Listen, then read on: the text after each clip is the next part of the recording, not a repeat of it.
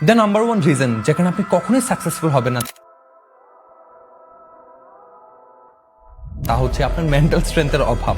দেখেন, আপনি নতুন কিছু একটা শুরু করেছেন, আপনার দূর সম্পর্কে কোন আত্মীয় আপনার নামে কি বললো যে তুই এই ছোট জিনিসটা কেন শুরু করলি, এন্ড আপনি ওইটা শোনার পর ডিমোটিভেটেড হয়ে আপনি ওই জিনিসটা ছেড়ে দিলেন, লসটা কার হলো? সো আপনি যখনই ভাববেন হচ্ছে যে আমি যদি এই জিনিসটা শুরু করি সে কি বলবে, সে কি বলবে, সে কি বলবে, আপনি কখনোই প্রগ্রেস হতে পারবেন না।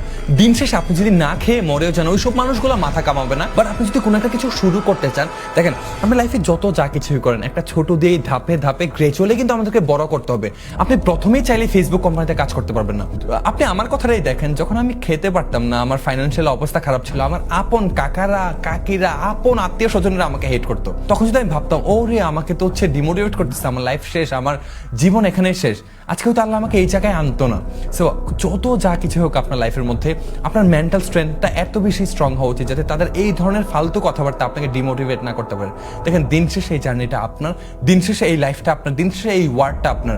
সো আপনি যদি ভাবেন যে হচ্ছে এই কি বলবে সেই কি বলবে, পাছে লোকে কি বলবে, লসটা কিন্তু আপনারই। সো কে কি বললো না বললো, কে কি ভাববে, এসব কিছু না ভেবে আপনি যদি আজকেই শুরু করে দেন, আপনি দেখবেন আপনার লাইফের ধরে অনেক আগায় যাবেন। The only person who can save you is you.